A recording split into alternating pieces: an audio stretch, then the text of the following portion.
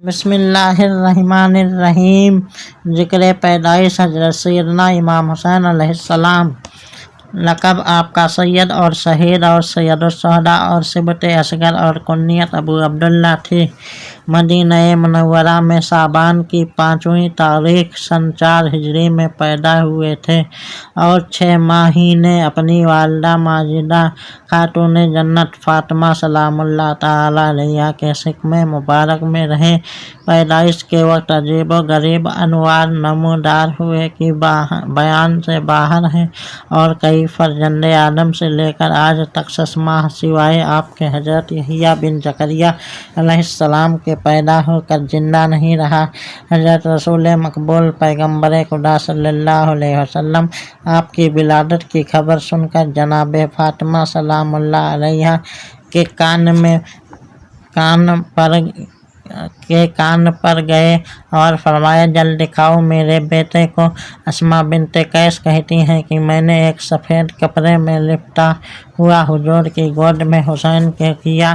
آپ نے داہنے کان میں تکبیر کہی اور بائیں کان میں اقامت کہی اور فرمایا، اے علی علیہ السلام، کیا نام رکھا ہے؟ حضرت علی شیر خدا نے عرض کیا، یا رسول اللہ صلی اللہ علیہ وسلم،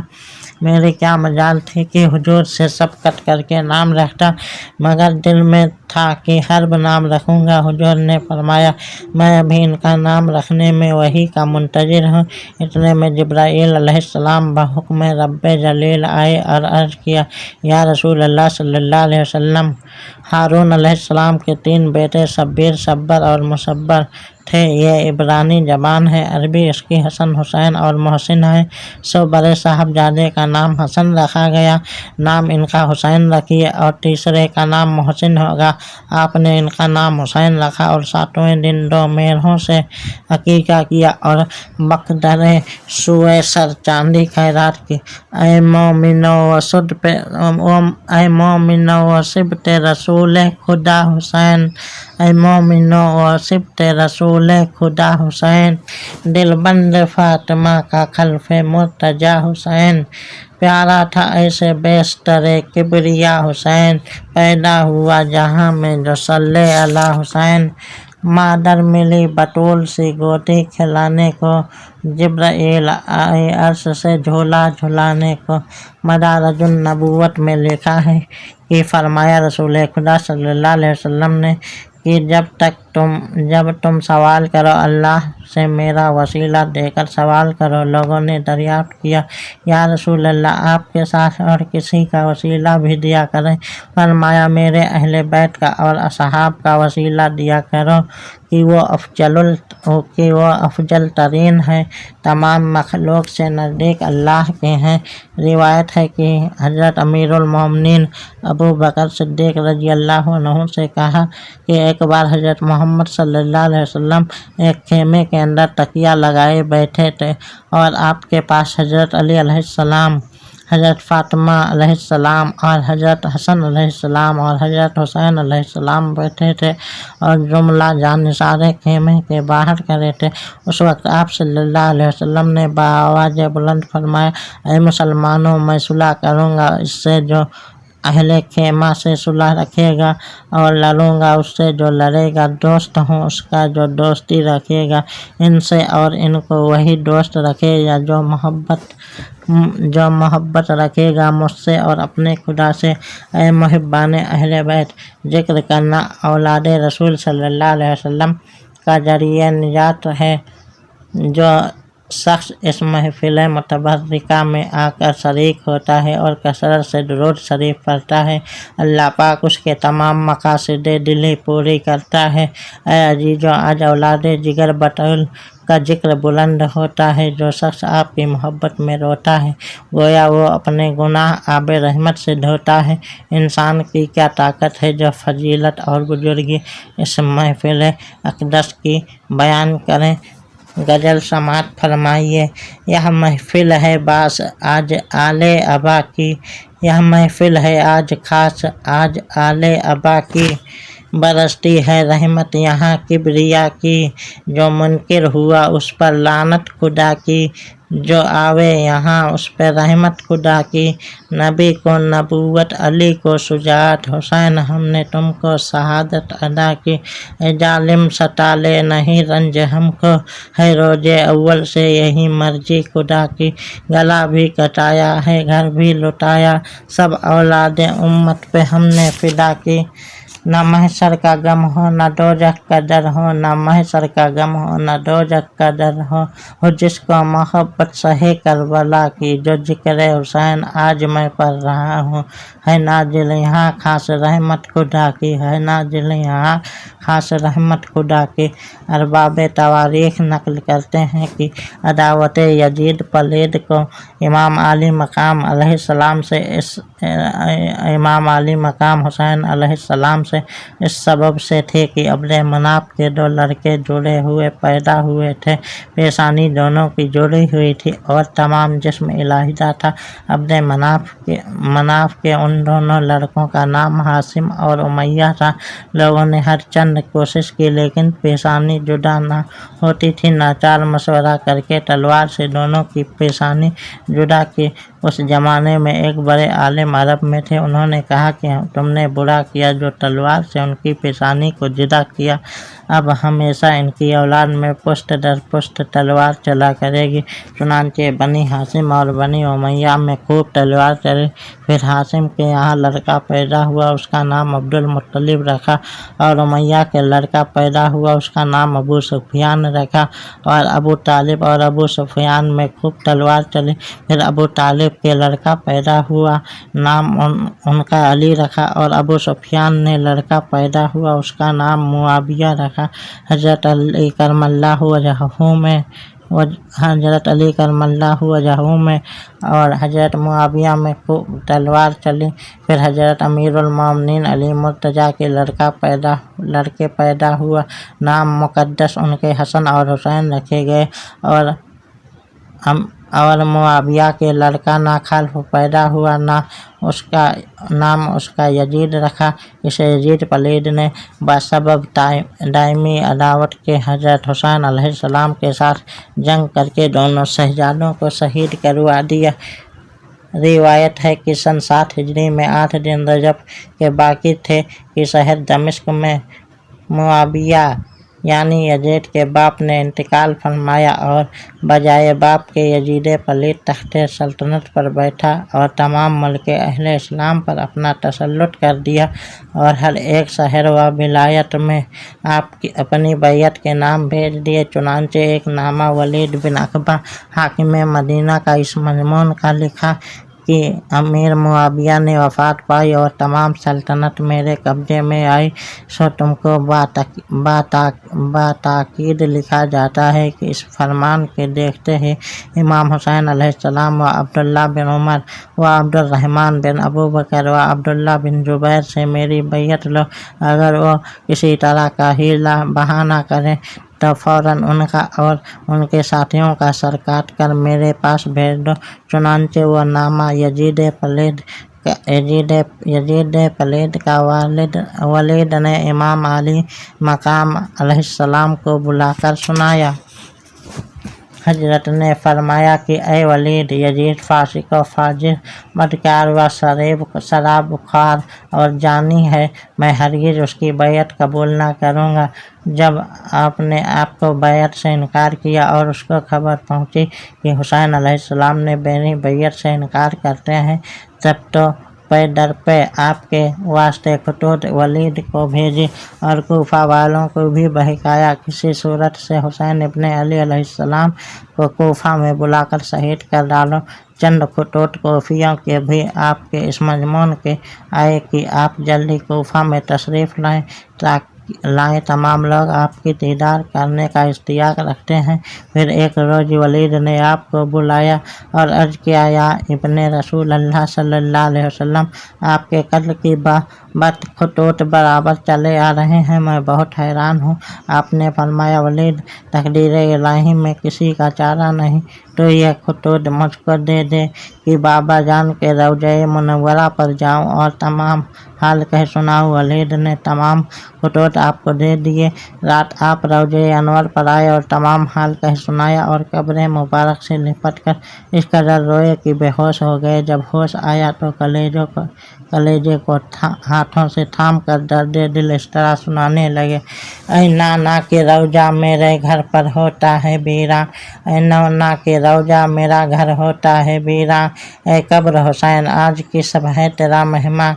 اے قبر حسین آج کی سب ہے تیرا مہماں، کل صبح میری منزل آخر کا ہے ساماں، کل صبح میری منزل آخر کا ہے ساماں، کل روح میرے نانا کی ہوئے گی پریشاں، کل روح میرے نانا کی ہوئے گی پریشاں، اے قبر میں دکھ پاؤں گا پردیس میں جا کر، اے قبر میں دکھ پاؤں گا پردیس میں جا کر، تو شک ہو تو نانا سے لپٹ جاؤں میں جا کر، تو شک ہو تو نانا سے لپٹ جاؤں میں جا کر۔ پھر دونوں ہاتھ خانہ کعبہ کی طرف اٹھا دیے اور اللہ تعالیٰ کی جناب میں عرض کرنے لگے کہ اے الہ العالمین، جب تو صدقہ رسول اللہ صلی اللہ علیہ وسلم کا میرے دل کی مراد پوری کر۔ پھر ہاتھ اٹھا کر یہ سوئے قبلہ سنایا، پھر ہاتھ اٹھا کر اے سوئے قبلہ سنایا، اس قبر کے صاحب کی قسم تجھ کو خدایا، اس قبر کے صاحب کی قسم تجھ کو خدایا، وہ سب مجھے دے جو کسی کو نہ ہو پایا، وہ صبر مجھے دے جو کسی نے نہ ہو پایا، نانا کہیں اس سے میری امت کو بچایا، نانا کہیں اس سے میری امت کو بچایا، وہ صبر عطا کر حسین ابن علی کو، وہ صبر عطا کر حسین ابن علی کو، سب مجھ کو ستائیں میں ستاؤں نہ کسی کو، سب مجھ کو ستائیں میں ستاؤں نہ کسی کو، خداوند کریم حسین کی تمنائے دلی ہے جو تجھ سے دست بستہ ہو کر عرض کرتا ہے، تن وہ دے کہ جو زخم تیری راہ میں کھائے، تن وہ دے کہ جو زخم تیری راہ میں کھائے، سر وہ دے کہ جو کٹ کر تیری درگاہ میں آئے، سر وہ دے کہ جو کٹ کر تیری درگاہ میں آئے، دل وہ دے کہ جو سینے پہ قاتل کو بٹھائے، دل وہ دے کہ جو سینے پہ قاتل کو بٹھائے، لب وہ دے کہ سکوا نہ کبھی پیاس کو لائے، لب وہ دے کہ سکوا نہ کبھی پیاس کو لائے، دنیا سے جو خالق کے قیوم اٹھوں میں، دنیا سے جو خالق کے قیوم اٹھوں میں، مظلوم کا فرزند ہوں مظلوم اٹھوں میں، مظلوم کا فرزند ہے مظلوم اٹھوں میں۔ جناب باری میں یہ چند کلمے عرض کر کے اس قدر روئے کہ بے ہوش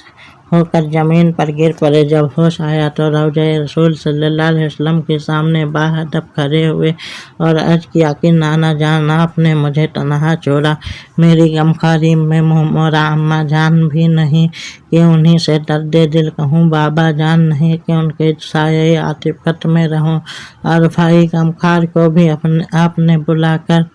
اپنی آغوش میں سلا لیا۔ اب میری بے بسی پر کون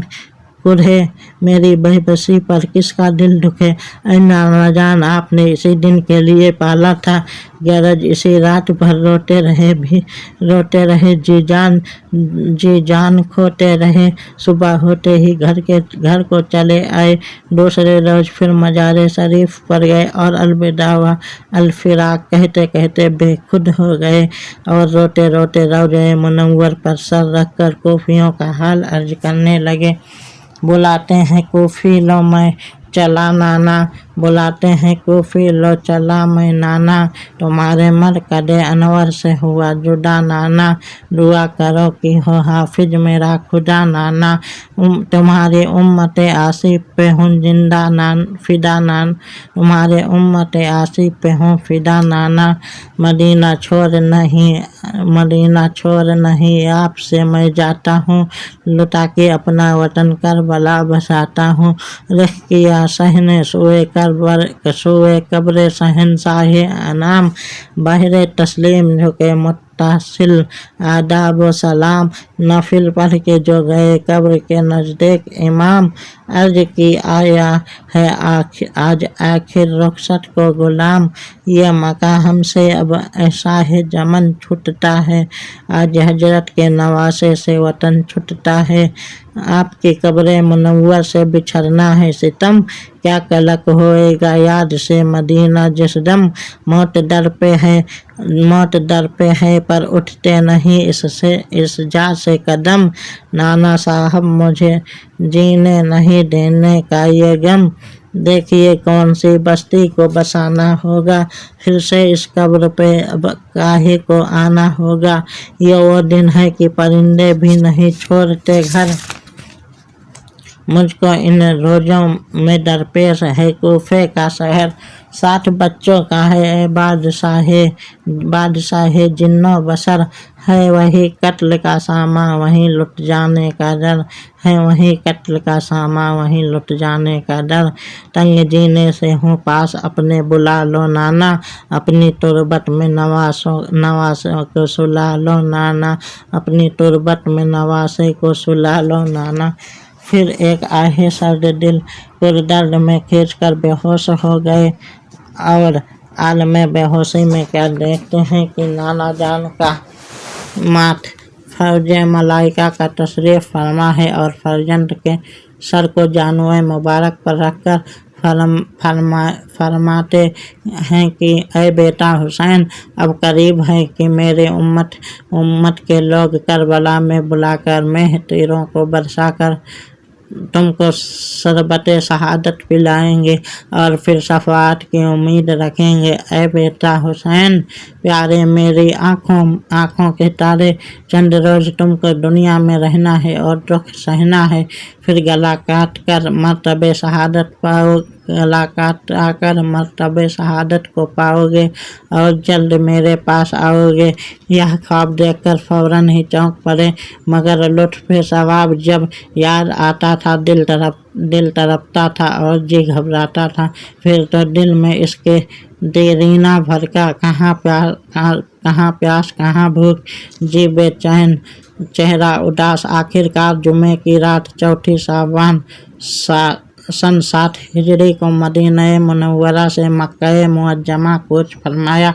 और सब अहलो अयाल और जानिसार अपने हमराह लिए जब आप मक्का मुअज्जमा में पहुँचे, बकिया शाबान और रमजान व शव्वाल व जिलक़ादा ये तमाम महीने अमन अमान से गुजरे और अहले मक्का आपके साथ निहायत ताज़ीम व तकरीम से पेश आए।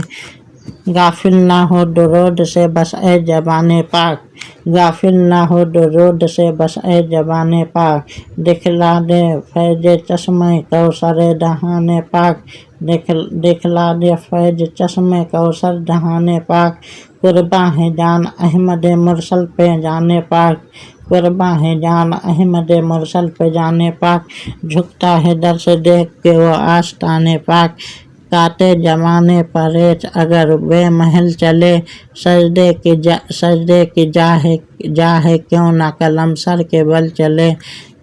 सजदे की जा है क्यों ना कलम सर के बल चले। रावी लिखता है कि जब यह खबर कोफियों को पहुंची कि इमाम हुसैन मदीना मुनव्वरा से मक्का मुअज्जमा में तशरीफ़ ले आए हैं, तकरीबन 150 खतूत आपके पास इस मज़मून के भेजे कि यजीद पलीद बिना मशवरे अहले इस्लाम तख्त सल्तनत पर बैठना चाहता है और सुना है कि आपसे भी बैत तलब करता है। हम तमाम अहले कूफा आपके फरमा बरदार हैं, जहां आपका पसीना गिरेगा हम अपना खून बहा देने को तैयार हैं और यजीद की खिलाफत से बेजार हैं, आपकी मोहब्बत के तलबगार हैं। जल्द तशरीफ़ लाइए और अपना जमाल बाकमाल दिखाइए कि आपके हाथ पर बैठ करके दुश्मनों का मुकाबला करें और रसूलुल्लाह सल्लल्लाहु अलैहि वसल्लम को दरमियान लेते हैं, कुरान मजीद हाथ में लेते हैं। बहुत जल्द कदम रंजा फरमाइए। जब ये इसरार कोफियों का हद को पहुंचा, आपने मुसम्मम इरादा कूफा तशरीफ़ ले जाने का कर लिया और खुश होकर सीने पर हाथ रखा, फरमाया अल्हम्दुलिल्लाह कि अब ज़माना शहादत का करीब आया। अब्दुल्ला इब्न अब्बास वगैरह जो बड़े बड़े सहाबा रज़ियल्लाहु अन्हुम मक्का मुअज्जमा में थे, सब आप को समझाते थे कि कूफी दगाबाज हैं, जो आपके और आपके बिरादर के साथ कुछ किया। आप हरगिज कूफे को ना जाइए, हम लोगों को कहना अमल में लाइए। फिर ये मशवरा ठहरा कि पहले अपने चचाजाद भाई मुस्लिम बिन अकील को रवाना फरमाइए। अगर अहले कूफा अपने अहदो पैमान पर कायम रहे तो फिर तशरीफ़ ले जाएं, और अगर उन्होंने किसी किस्म की बदअहदी की तो आप हरगिज ना जाइए और अपना अज़्म मुलतवी करके मदीना मुनव्वरा वापस तशरीफ़ ले जाइए।